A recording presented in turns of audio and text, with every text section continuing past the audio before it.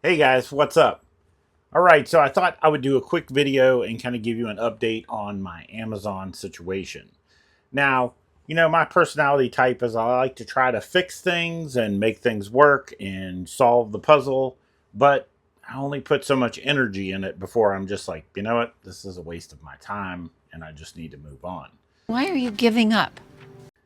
Some of previous videos, you guys know, suddenly, boom, all my sales dropped off. And I was doing pretty good, growing the print farm, and everything was looking good. And then all of a sudden, boom, it was over.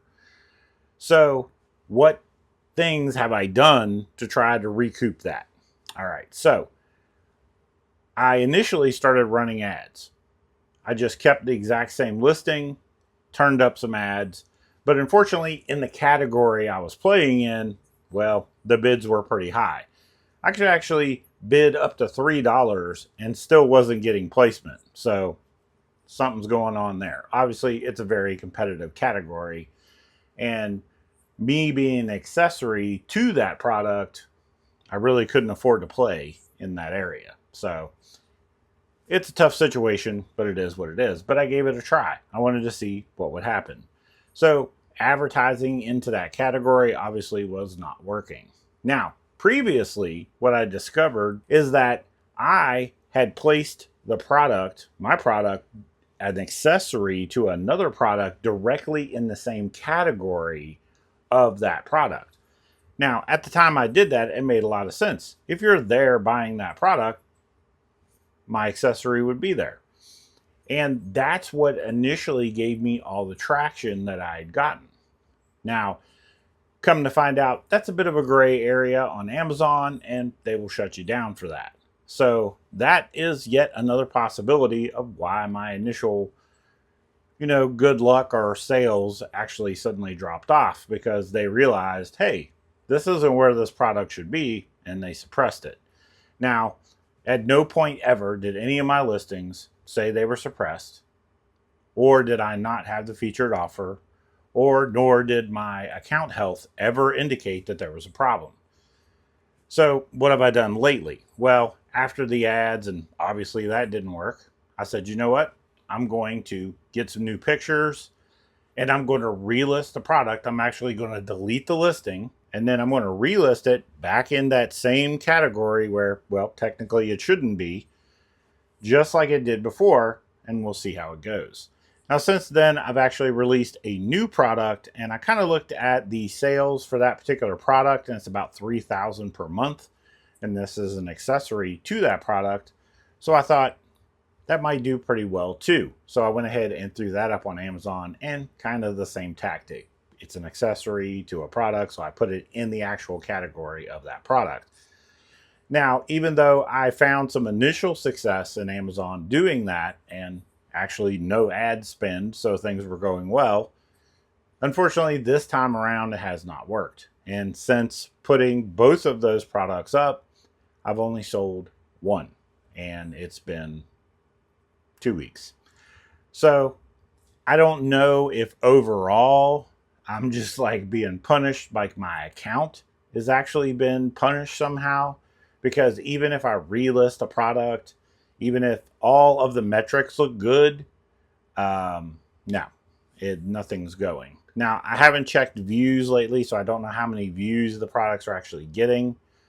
Could be a thing, but the prices are actually lower than they were initially when sales were really good. Everything, metric wise looks pretty good. Like everything should be doing well, but it's just not. So, unfortunately, that's where I'm at. Now, in the future, will I look to another platform to possibly sell my products on?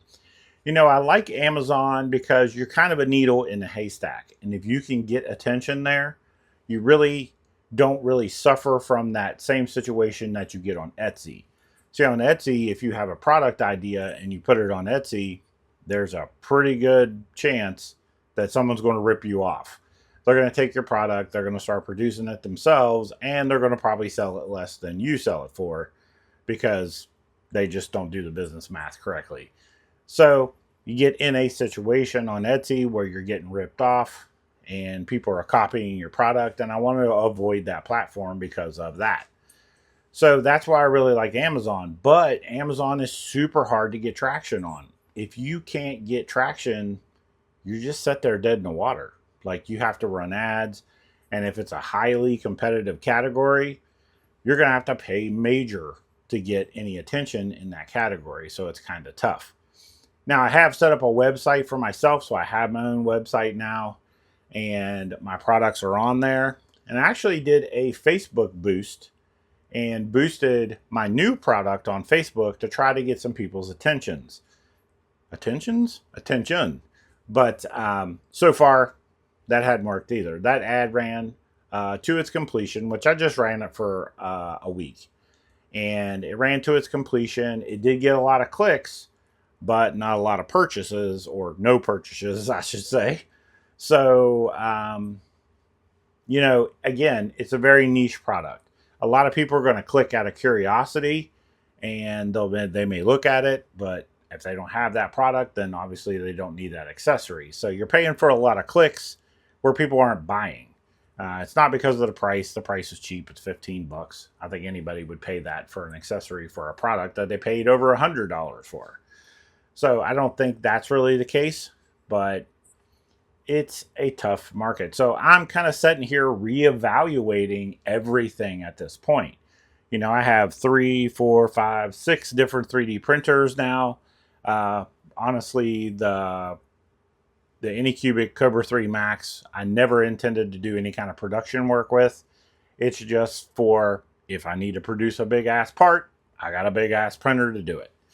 But for the majority of that, everything I design fits right on one of these 256, or actually, what is it? The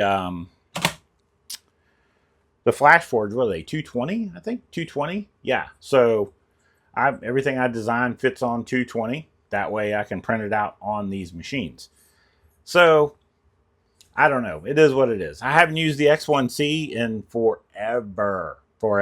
I even finally got one of those Super Tack cool plates, and I put it in there, and I've literally never printed anything on this printer since then. The AMS I've been using as a dry box. So basically, after I dry out my PETG, I'll put it up here in the AMS and use it as a dry box. And that's pretty much been the purpose of the X1 Carbon. Not that I don't like the printer, but I just haven't had a need for it lately. So that's kind of where we're at. I thought I'd give you guys an update. I know you guys subscribed and you kind of want to see what's going on with the business. And yeah, so this is where we're at. I've done some advertising on Amazon and on Facebook. Haven't really got any traction.